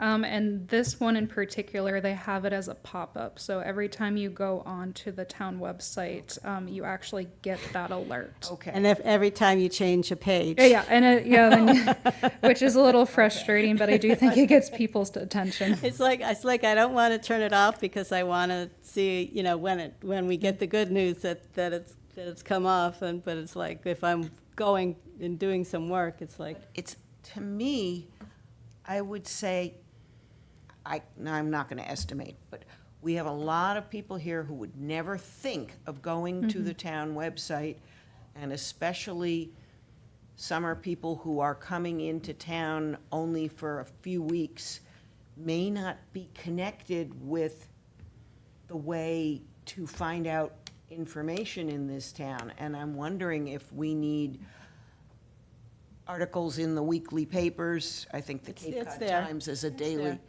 APCC puts it out, and Under what? It's never an article. Cape Cod Times. Yeah, but Cape Yeah. Cod Times not read. I at do least- know it goes, we, the health department, do not call the radio stations to put this out, but APCC puts the information out. And people have called us to say, I've heard about it on the radio, I've seen it in the paper. Because I've never seen it in the papers. I don't know what and it's under. I do think this is a challenge, is how many places can we put this type of information? Again, this one, it was just a warning. And we're definitely going to work on our language moving forward, because Coordinate. it would be more in line with, say, a pet advisory. I think a lot of people thought the pond was closed, and it was not. But yes, and if you guys have recommendations or suggestions, please come talk to us. We're just down the hall, because it's something that Rowan is actually working with us quite closely. And our hope is to have maybe some more educational waypoint signs out so people can make that determination themselves, in addition to having better signage when there is the in-between warning versus a full-blown pond closure with a health advisory. It just seems like the sandwich boards at the parking areas would catch the Yes. summer visitors. You must do that. Yeah, and it doesn't catch the residents who are obviously going in. Yes, that's from the their own- challenge, are people who live on the pond, or if they have a back way that we don't know about that goes through private property, we obviously won't be able to post there. But I will say, I've seen in Eastham, for example, they have a more permanent posting, you know, them, so it's another place to look at how they do it. So they have a permanent posting that talks about what, you know, different information about cyanobacteria and helps so that, you know, we test every other week. But when you see a green line, gee, I wonder what that is. Call. Yep, exactly. And I think Wellfleet, actually, I used to work in the Wellfleet Health Department. We had posted similar signs toward the end of my time there. So Rowan and I went out, was it last week already? We went and took a look at it, and we're hoping to get something similar to, again, encourage public education, because like you said, we do bi-weekly testing, but a lot of people don't know that. Right. Maybe some of the other big towns more west, Brewster, Barnstable, what do they do? So, anyway. So we've got Ed and then Val. I would just say, I saw at Seymour Pond a year or two ago when they had trouble there. They actually put signs with staked into the sand right down at the beach level. And I thought that was a good idea because right now at Crystal, there is a big sign right in the middle on the post. But there are 3 ways to get down to the beach. And if people go to the right one or the left one, they may miss the center one. But if you had something down right on the beach where the kids are about to go in, everyone would see those signs and everyone would be alerted. So I think we should think about that. I think we've seen that in the past when it's an actual advisory and we're closing the lake, like when we closed Pilgrim. There was a sandwich board right down on the beach. So I think you've done some of that when it's at higher level, and thankfully we're not Yes, there yet. thankfully we're not there right now. Right. So Val, Hold on, let me take this down. So a couple thoughts. For one, we do know, or do we know, that there's not only that beach that everyone knows off of Monument Road, but there's a public landing on the other side of Crystal Lake as well. So are we posting there? That's a question mark. I don't know. But, and I do long distance swim on that lake, and generally I enter from that end. I don't believe we posted it this go around, and that I will admit I did not know about that landing. I'm relatively new to the department, and it was a so yeah, busy Route Thursday, 28, Friday. Route 20, it's a boat ramp actually. Okay, but that is It's on. secret. I don't think that people know. But Yeah, that was on Rowan's. We have it on her task list to help me make a Google map of all the entrances. So when there's staff turnover, which we've had a lot of the last couple of years, that information can be passed along, and it's not just institutional knowledge. Great. And I also want to thank you for the good job and the hard job that you guys undertake. And I want to second that the best way, and I think to reach the public, whether they're residents or visitors, is at the beach itself. So I second that we have good explanatory signage, you know, at any of the public swimming areas that are under some kind of, warning, advisory, whatever. Yeah, we love that feedback. This is, I see Rowan taking lots of notes, so this is very helpful. Great. Well, thank you, Meredith. Thank you, Rowan. And glad you were here today, and you're welcome to come anytime. Yeah, thank you. Because we will be talking about cyanobacteria for the rest of the summer. And maybe into the fall, sadly. And probably into the fall, because that is sort of, there times that we expect it. The spring, actually, the spring wasn't as bad as last spring, so fortunate for that. And then we'll have a summer peak, and then we'll definitely have a fall one too. Awesome. So- Thank you, guys. Thank you. All right. Let's move on to subtitle. You guys may want to stay if you can. Subtitle. Yeah. Okay, so Just quickly. So I'll go over kind of what subtitle is in case anyone else, I don't think anyone else is here, but just to make sure the rest of the committee knows. So basically, a month ago or so, the Orleans Pond Coalition decided to invest in a scientific, I guess what I call it is monitoring device that we would place in one of the lakes, which actually monitors for the presence of cyanobacteria and regular algae. And so we went through a process there and we appropriated the money and we signed the contract last Monday, I think it was. And on Tuesday of last week, with the help of Nate Sears and his department, we deployed the buoy into Pilgrim Lake. It's actually placed at the deepest spot in Pilgrim Lake, which is not the closest deepest spot to the actual main Pilgrim Lake bathing beach. So basically, that's now in operation. It goes through about a week of calibration processes. It's monitoring, but it started that afternoon. As soon as Nate got it in, I notified the company, and they turned it on remotely and started processing data. So everything looks great. The data's starting to come in. Basically, we've also are putting out some notices. I think some have already gone out to some of the neighborhood, you might say. Originally, we were very concerned about getting it out almost immediately or actually prior to deployment, but we made some changes based on the feedback from the Conservation Commission, who wanted, there's a light on top of the buoy that's was originally there for navigational purposes. That buoy can also be used to be coded to the results of the cyanobacteria monitoring. Wow. And that can either could be green, yellow, or red. We had conversations with the health department about that. And I think overall, we felt that until we really understood what those lights mean, and we're not going to deploy those lights. So the Conservation Commission wanted the lights turned off at night, especially because of migrating birds and so forth. But we made a decision internally to just not use that color coding. And there are some people within OPC who would like to see us using that. But I think at this point, we really don't know what it means exactly, and it's not our role specifically. The health department makes decisions on, again, the conditions and what health risks there is.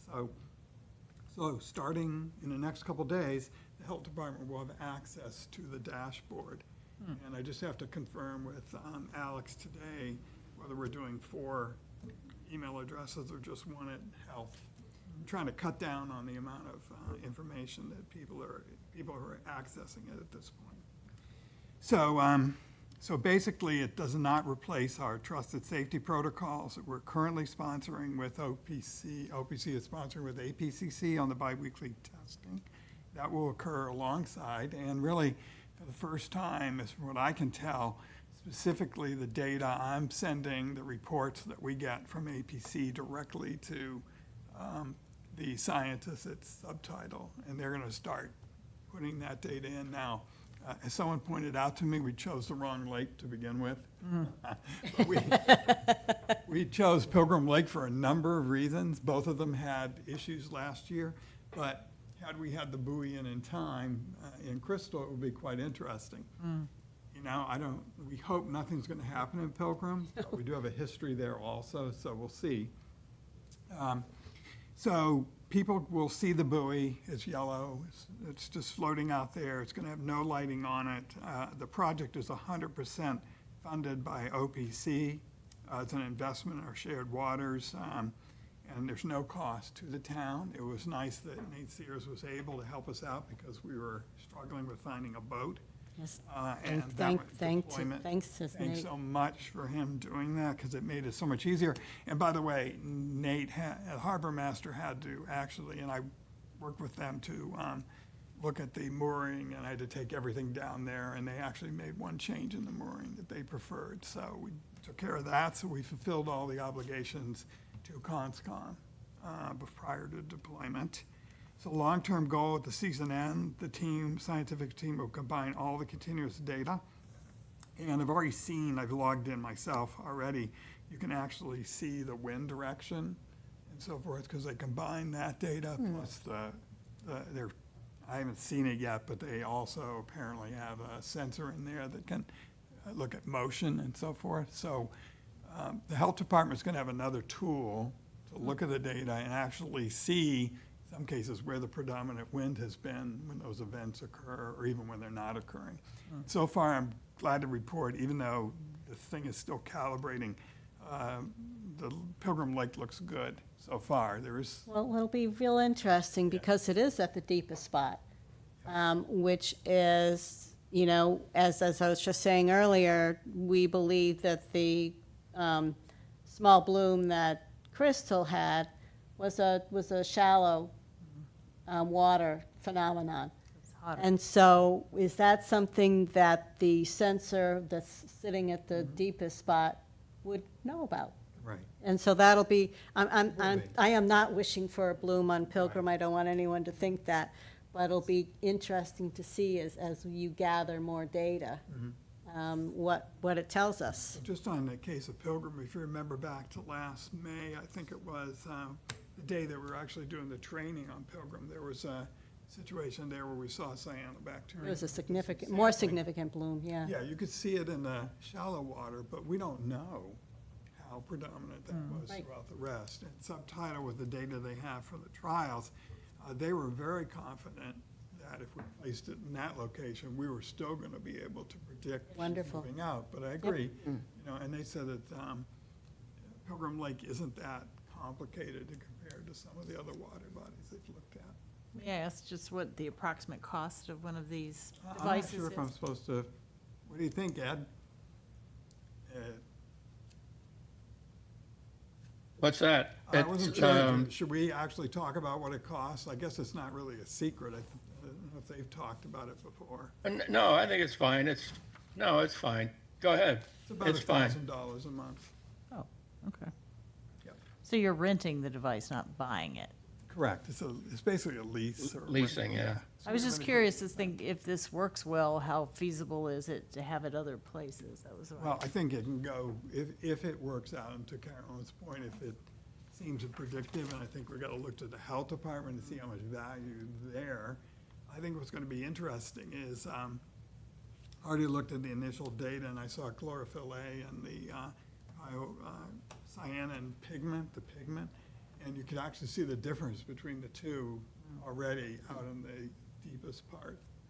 I also saw that, now again, the oxygen, we got to go out, actually, I have to talk to Ed about this and do some actual sampling ourselves and probes and check, just to see if we get the same DO readings and stuff, but there's definitely not much oxygen at the bottom. And remember that APCC is going out once a month and Correct. doing Yeah, DO so we're gonna have to monitoring and everything. Coordinate with them too.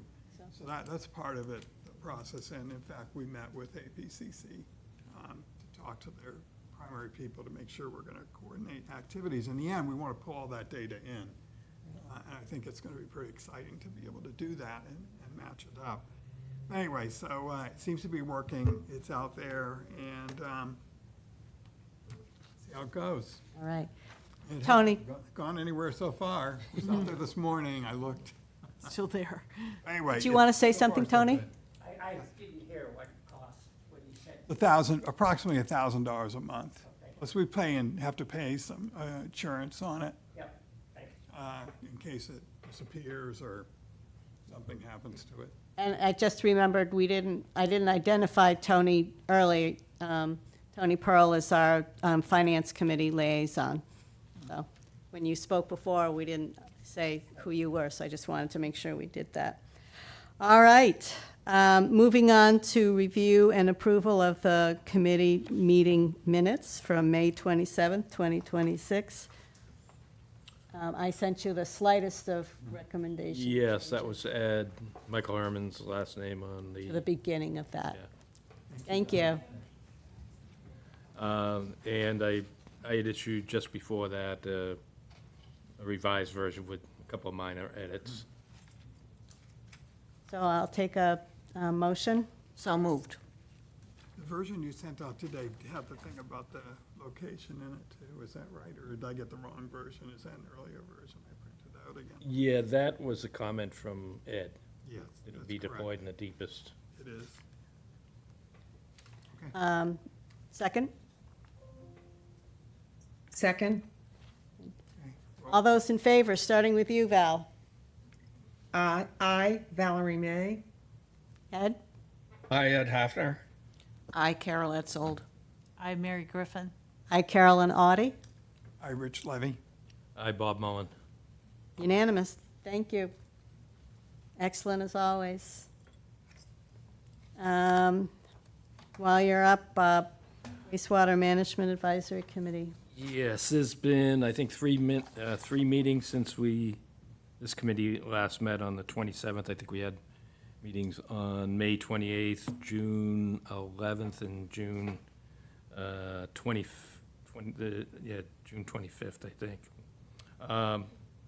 It's been, those three meetings had similar content. They've update on Phase 2 sewer connections, which are proceeding well. There's a total of 374 total connections in Phase 2. There's 80 applications as of last week, somewhere in progress or approved. That's about 20% of the total connections, and 29 connections have been completed in Phase 2, which is about 8%. We've also, in those three meetings, been tracking the status of Phase 3. As of last week, it was anticipated that the notice to proceed will be issued to the contractor in early July. There'll be a bunch of submittals that they'll be working on throughout the summer, and they expect to break ground sometime in the fall, likely September, October. There'll be some communications with those will be served in Phase 3. They're working on connection sketches for location of stubs to each property owner, and they expect those will be distributed in July, and there'll be some back and forth with the property owners regarding connection locations into the fall. And there will be some informational meetings. I think the dates are yet to be determined for property owners in Phase 3. And that's, as I said before, has really been the focus of the past few meetings, along with some other things like the nitrogen natural attenuation study that's hopefully going to be undertaking with some So what grant funding. areas are they going to be looking? I'm not sure. I'm pretty sure they'll be looking at Poche. I'm not quite sure of the others, but Poche has been identified as, having I think, a fairly high probability of gaining some credit, nitrogen removal credits. And like I said, I'm not quite sure where else they will look. So I think that's still kind of fairly early in pursuing that. But George is on top of it.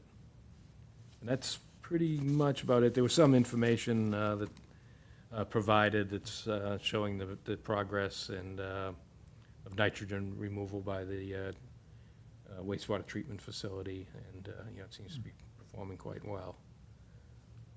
And that's pretty much it for those past three meetings.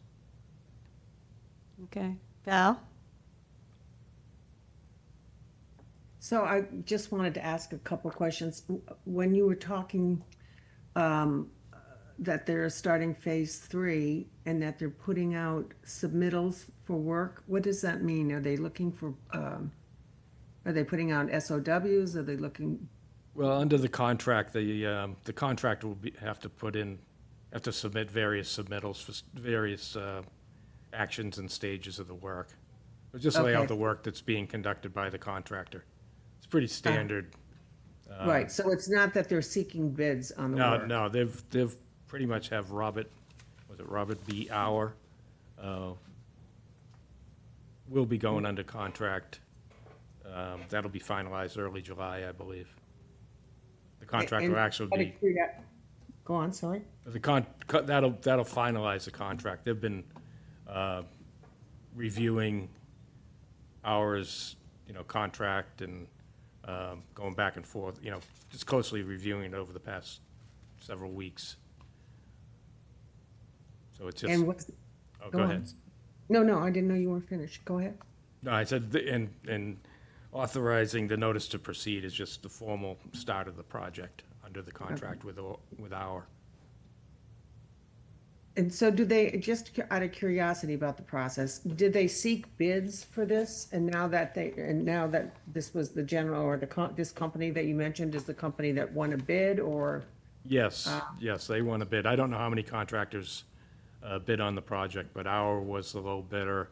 And I think they were about $5 million lower than, Good. the estimate, at least the That's why engineer's estimate. they took It's a- the yeah, they- warrant off yeah. of the town meeting. Yeah, because it there had came in been a lower. contingency you- item or article in the town meeting. Good, and when you were talking about how they're reaching out to properties affected by Phase 3, are you saying that we're gonna be hearing, obviously, I have a property in that area, in September, all of the property owners being affected will have heard from them about next stages and whatever information that they're providing? Yeah, actually, in July, they plan to distribute connection sketches, and that I believe will show where the stubs coming off the sewer line will enter you each know- property. Do you know how they do that? Do they email us? Is it a paper? Is it an envelope that you receive? I mean, how do they get that information to I us? think, in the status that I have, that AECom issued, they have, the town will mail it, and it has a question of what method, probably it would just be, some tractable, some mailing that they can track to make sure you receive it or get confirmation that it's been delivered. Oh, good, I'm glad to hear that. Okay, thank you. And there's also the one somewhat public information meeting that I'm aware of is Friends of Lonnie's Pond. I believe it's July 16th. Have a meeting scheduled, and Kevin Galligan is going to be there to discuss the sewer, describe the process, answer some questions. And I think Friends of Lonnie's Pond might even have another event later in the summer for further Q&A regarding the process. Oh, good, that's good to hear. But the Public Works, I believe, will have, some type of public meetings probably later in the summer. Yeah, Friends of Crystal Lake is planning a meeting in August. And one of the thoughts we had was that we would also, ask someone to come, and whether it's Kevin or someone else to come and talk with us about. Although I'm Phase 2, the majority of the property owners around Crystal Lake are part of Phase 3. So it will be an impact for them. And we can tell our war stories, those of So us on Carolyn, Phase 2. when you got that notification about what the connection looked like, how did they deliver that to you? Because, Oh, Val, I've had so many notifications from the town. Most of the time, it was certified, so we had to, go to Oh, the good. post office and pick it up. excellent, okay. Yep. Thank you. You're welcome. Anything else? All right. Well, that pretty much does it for wastewater management. Thanks, Thank you. Bob. Knowing that time is running limited, I just want to give that heads up to everyone. But let's talk about do a recap of the OPC Fun Tent and the Farmers Market on June 20th. So, and you want to talk about the Fun Tent? I didn't count people. We got 3 volunteers, which is great. We'll see what they sign up for.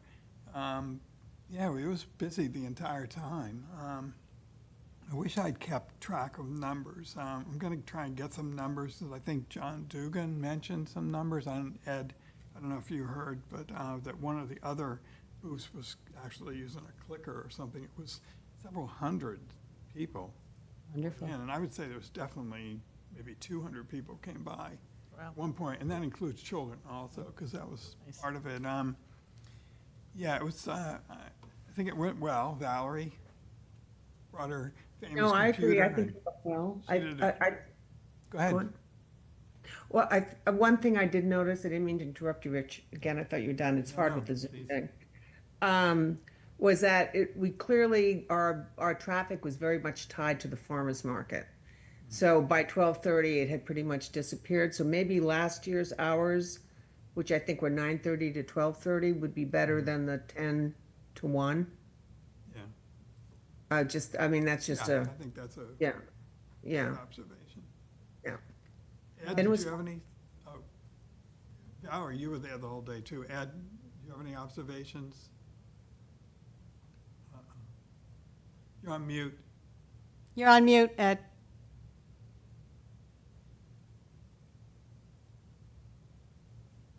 There you go. Yeah, I had a lot of fun at the Fun Tent, is what I would like to say. And a lot of people did come by and everyone was having a good time, and I'm glad you got some volunteers. So I really don't have much to add to that.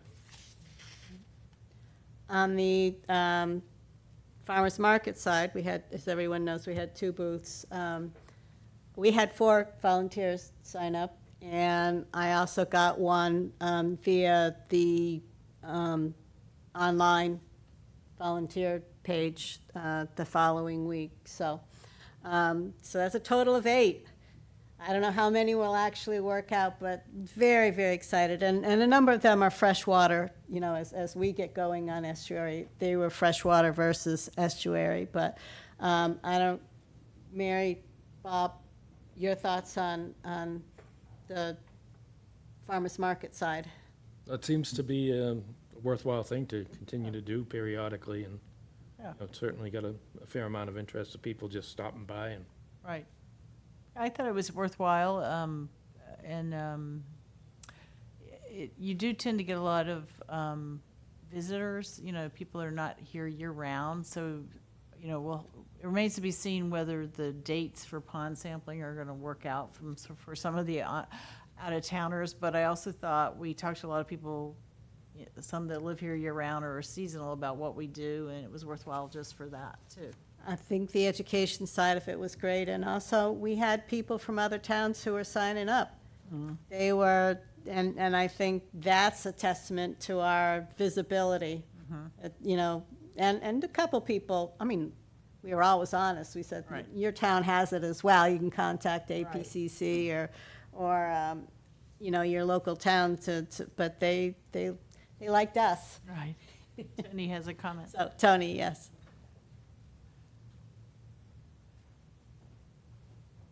I'd like to second that idea of starting when the farmer's market. I went over to the tent, I saw Phil, I was at 9 o'clock, and then I had a meeting after that, so I couldn't stay.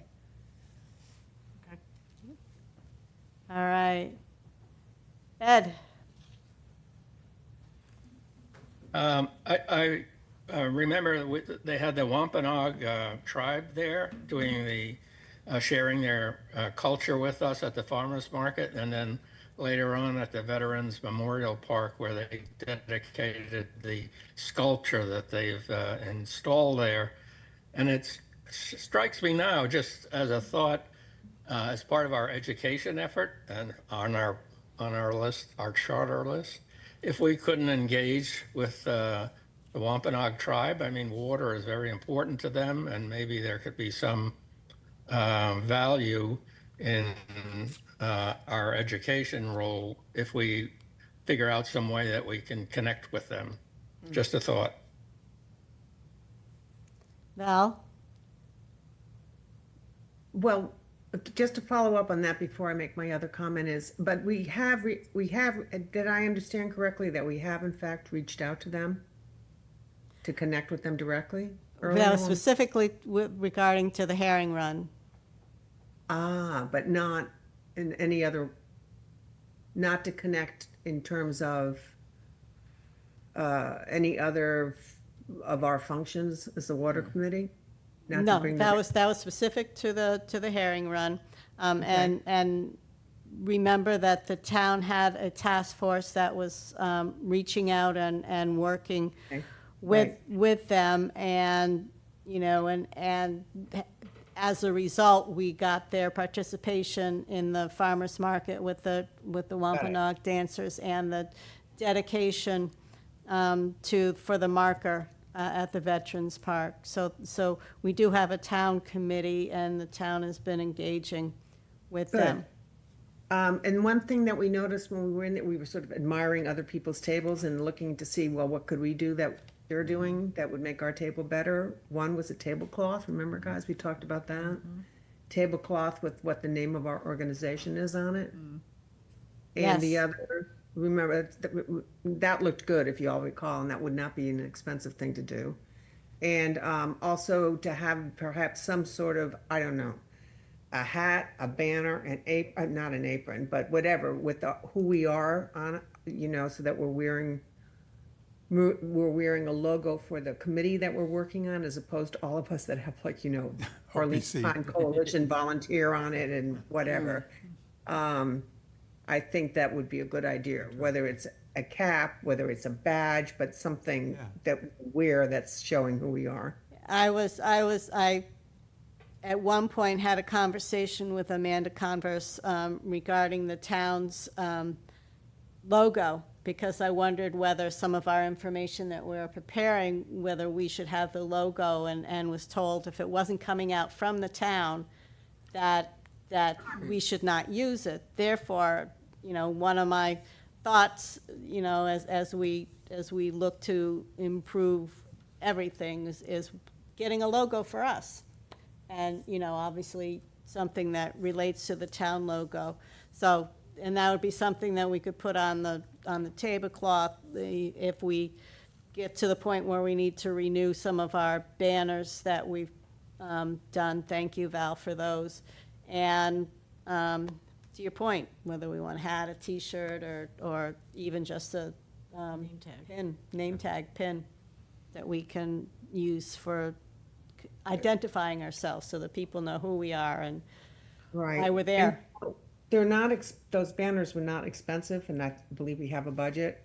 We probably should have 2 of each, so that when a situation like this, we don't have to sort of split them up between 2 tables, but the tables can have both an identifier and then, you know, the pretty one that has the fish on it and whatnot.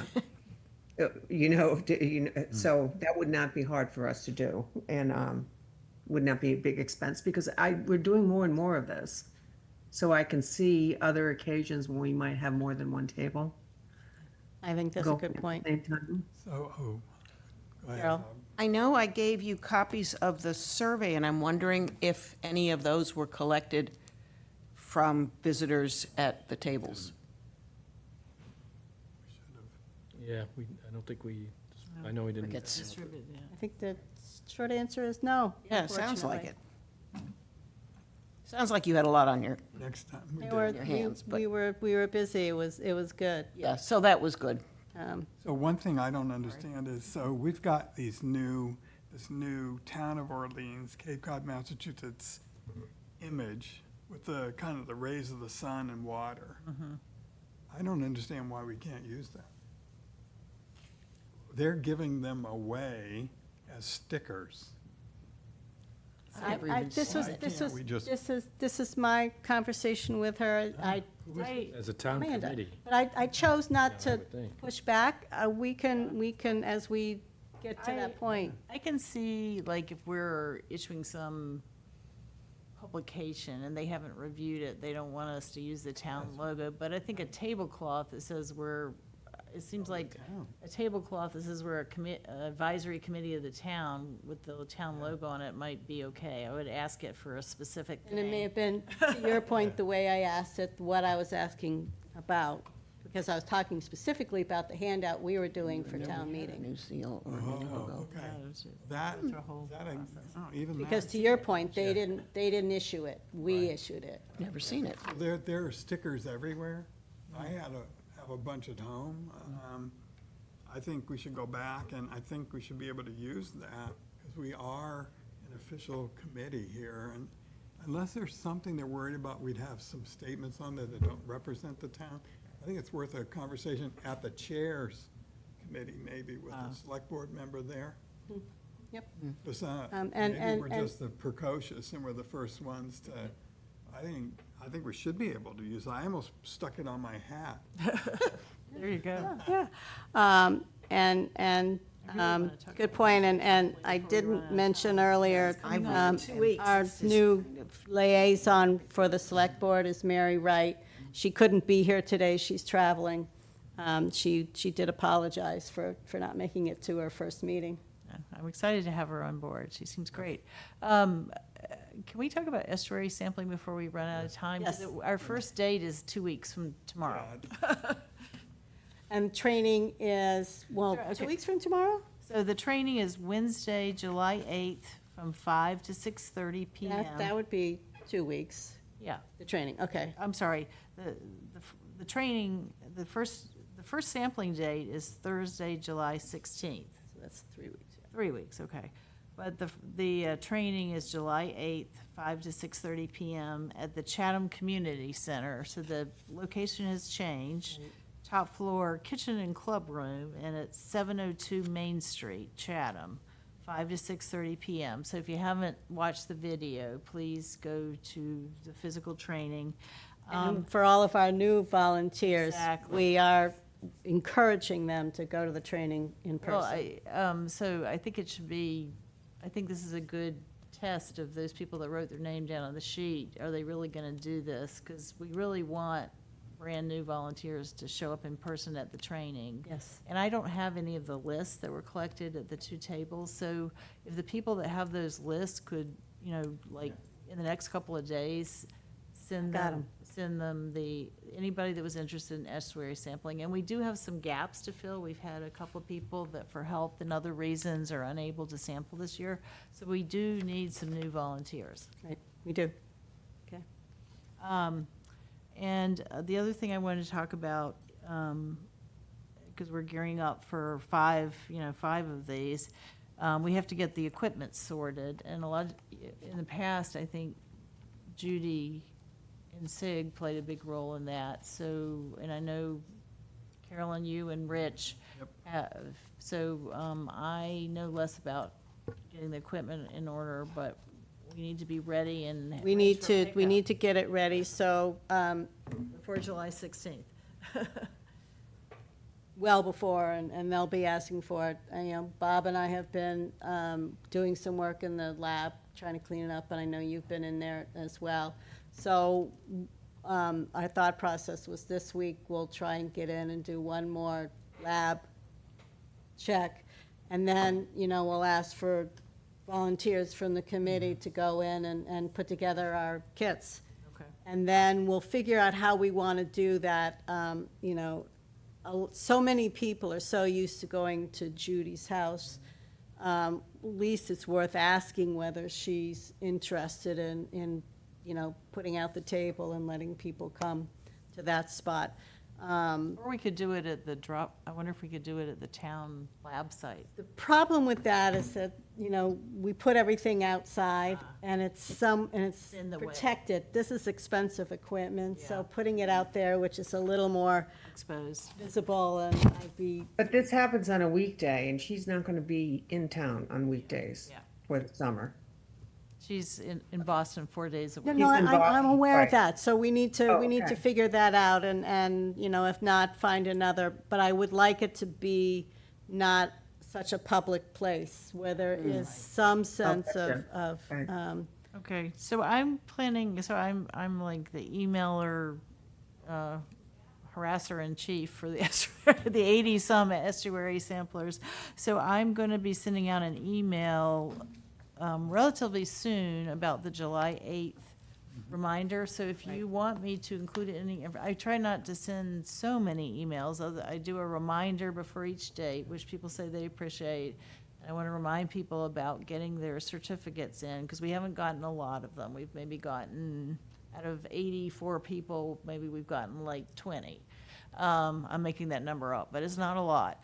So I want to send an email that they can go to the in-person training and give people plenty of notice, because everybody's busy. And I don't want to send too many emails that are unnecessary, because it's annoying.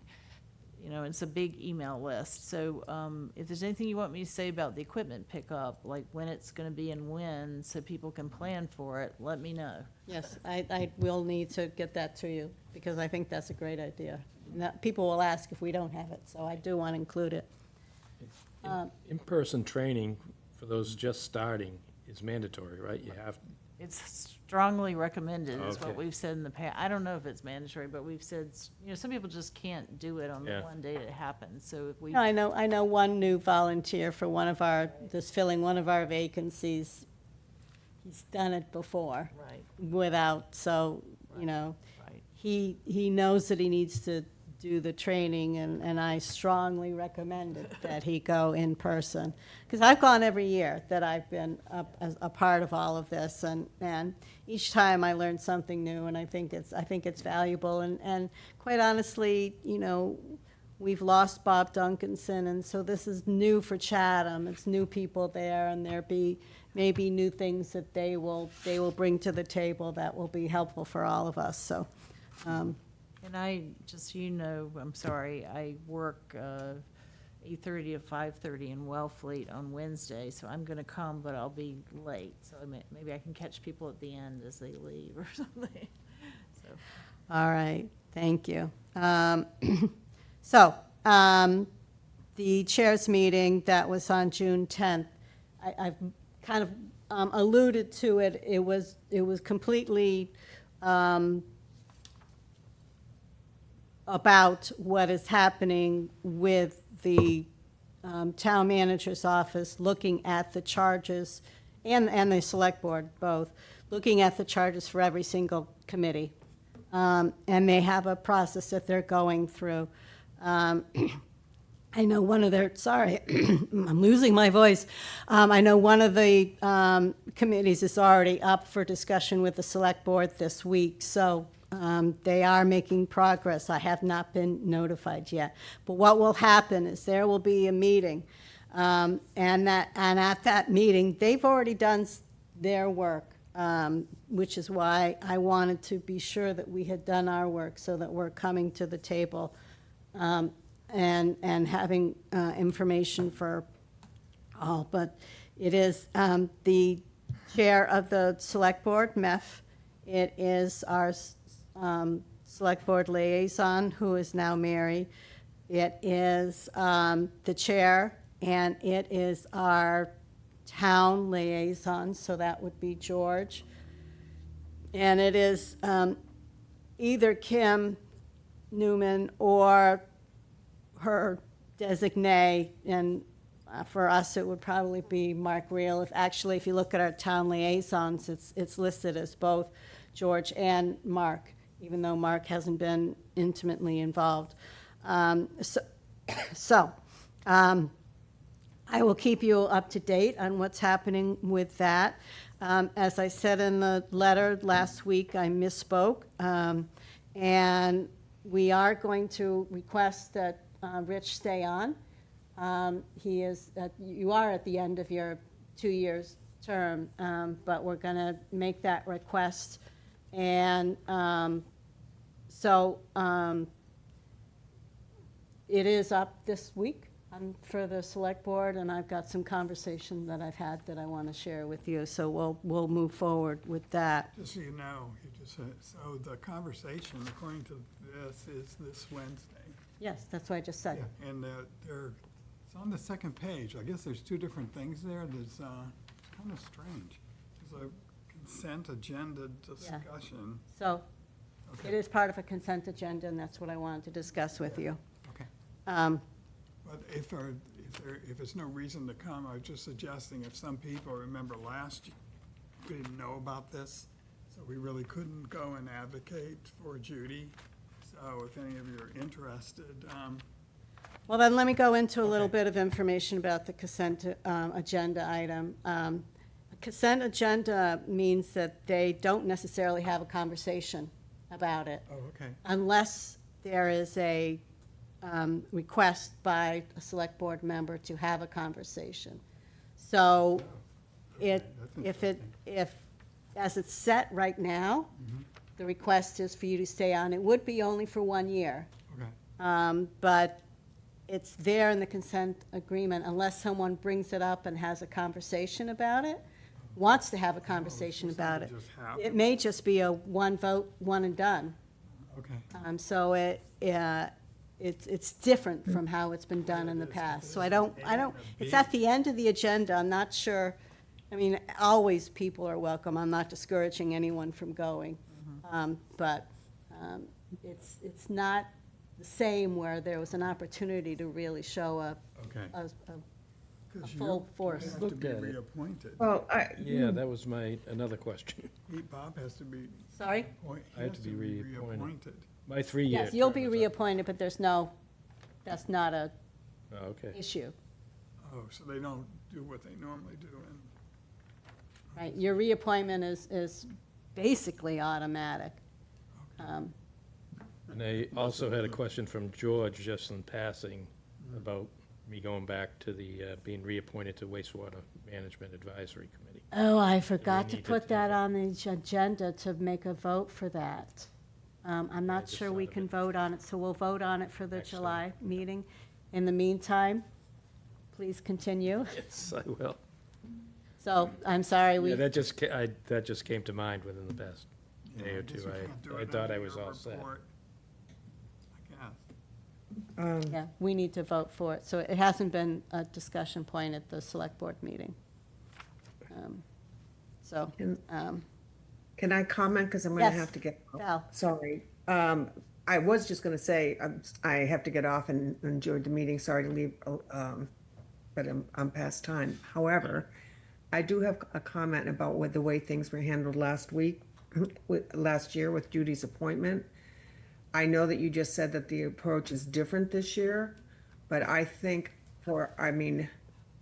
I sent a letter in of support, I think somebody else did, and found out that they had voted on it that same day before the letter even arrived. We had no idea they were voting on it, neither did she. And that just seemed a real lack of communication to me from that select board. I would hope that something like that would not happen again. And I would also say that I know they have a guideline, although they seem to be enforce it sometimes more as a regulation than a guideline, to bring in new people. But our committee is already Has empty understaffed, seats. right? And, it needs knowledge, it needs scientists, it needs background that's important. I mean, someone losing like somebody like Judy was not helpful to the town as far as I'm concerned with her history and the science behind it. Same So with I think Rich. that we need to be rather, I don't want to think aggressive is the word, but assertive with the board about the kind of people that should be on this board. And that we, as a board, want to have input in, appointments and renewals and we don't see. absolutely. Right, well, that didn't happen last year, so I just want to Right. sort of raise that flag and say, let's make sure it doesn't happen again. Right. Um, And again, we're somewhat limited in the way that they've changed the way that it's being done. But, Then maybe unofficially a reach out, but I mean, Mary made a comment, I think at our last meeting, about how she found that year when she was an alternate very helpful because she learned so much about the way our committee functions and the, science behind it and all the rest of it. I wish I had had that year, and I've spent the last couple of years really bringing myself up to speed on things that I needed to learn, but I didn't know when I joined. So I think that the knowledge that exists already on the committee is important to preserve, and people that are added to it, I think, that 1 year of being on the advisory side is a useful thing for them to have in their pocket. And now I'll stop talking and Yeah, raise my and- hand and wish everybody a good day. Conversations that I've had that are behind the scenes are behind the scenes, but let me just say, I'm having behind-the-scenes conversations. Thank you. Good. Thank you. Ed? I just want to remind everyone that you're free to go to select board meetings. They have public speak at the beginning. Yep. And you can raise the issues that you've just done. And I would think the more of us that show up would be helpful. Good point. Yep, there is public comment, item 4. I have to leave. Yep. Will we have you're not going to vote on anything. I would really like to just give a real broad brush Yes, on this is announcements next, your turn. Thank you. Survey. In a nutshell, residents in the town of Orleans have a completely different concept and a different understanding of our committee than we do. There's a great disconnect between what we think the residents know about water quality and our committee and what the residents seem to indicate that they know and believe. And they get information in places that are very different than I would have guessed. Only one person knew that we even had a web page on the town website. After all that work that you put in and put on stuff, 1 out of 35 surveys done. Wow. And that admittedly is not very many surveys, and it's turning out to be less and less of a scientific survey because I'm getting more information just from the It's a learning. things everybody wants to tell me. For example, about what they don't know, they don't realize that the Water Quality Committee is not in charge of drinking water, and that we are not in charge of any issues with the sewers, and that we do not set beach rules. Okay. So, I mean, this is really different. It's really interesting. The big thing is they don't understand the surface versus drinking water thing. Yeah. I had to explain that we are literally the ponds and the estuaries and the salt marshes and things, any place where there's salt water. But we don't really deal with Nauset Beach, which got a little confusing. Many people don't realize that we are a town committee and what the difference is between us and, say, OPC at all. They just think we're another group in town from somewhere doing something good. So we've got a lot of education to We do. need that logo. We need to start at ground zero. We need to start assuming everybody's a kindergartner and not somebody with a PhD when it comes to understanding what we do. So that was the big revelation. People, on the other hand, truly believe that water quality issues, whatever they think those are the most important. the most important thing to everybody in the town. That comes through in every environmental survey almost. Yep, for all different reasons. They want to talk a lot, not necessarily about the issues that concern our committee.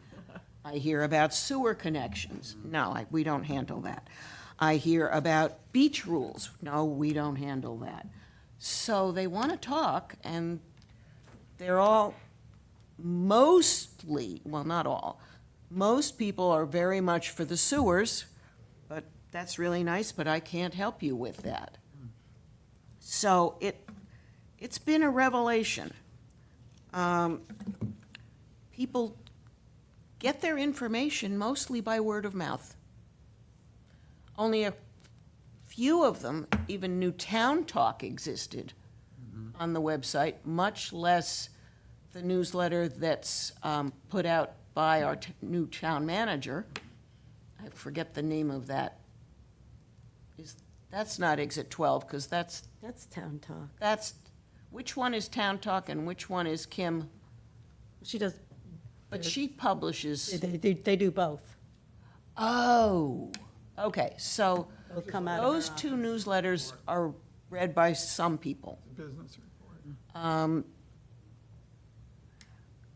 People don't get much information from the weekly or daily Cape Cod Times, but a few do. A lot of it is neighbors. A few people, conservation organization booths and newsletters, OPCC. People get us mixed up with OCC and think that that's us.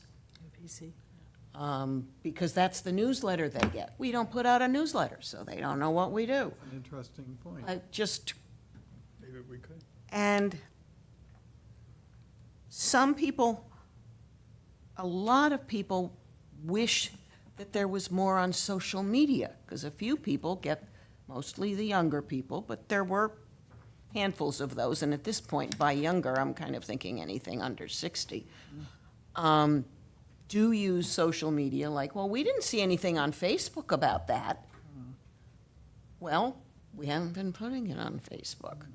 So we need visibility. It's interesting because Amanda Yeah. does put some stuff out. Well, And Town Talk comes out on that, and they've talked about, you have to sign up for those things. yeah, good point. And people don't realize how valuable those things are. So it was shocking. Yeah. They're all interested. They all have opinions. But their information isn't always right. Like, You're describing the state of the world. well, there's that. Yeah, here we are, the microcosm. But not for the same reasons, Right. somewhat thankfully. Right. But like, I know one person is all upset about the sewers because they're saying, how can all the sewers handle all the new development downtown if they put up these big buildings for subsidized and low-income housing, and our sewer system isn't designed to handle all of that? Well, that's not, A, that's not really true, and B, and B, that's not what we do. But, so there's misinformation about so many of these A issues. lot of misinformation out there. But a lot of them sort of at least overlap with what we do. Should we have a next time talk about what, if anything, we want to do in response to the survey? We're Well, I was 20 going to ask you minutes over. to put together a summary. Yeah, well, I don't have a and lot then- of great ideas yet, but I think, I think what you talked about today are great. well, yeah, but I think one idea, right off the bat, but it's might even be too late to do this in the fall, is get on the lifetime learning schedule. Well, the other thing is The to library. get on the podcast. Whose podcast? The town podcast. Towns I didn't even know the town had podcasts Yeah. podcast. myself. Things like that, that seem to be where people get their information. Yeah, Lifetime Learning is a good idea. They publicize things well. They publicize it well, Back to your meeting. and those courses get packed. Library. Yeah. Started a lot of things. All good ideas, so great idea. So- Let's put it on as an agenda So- item for next week.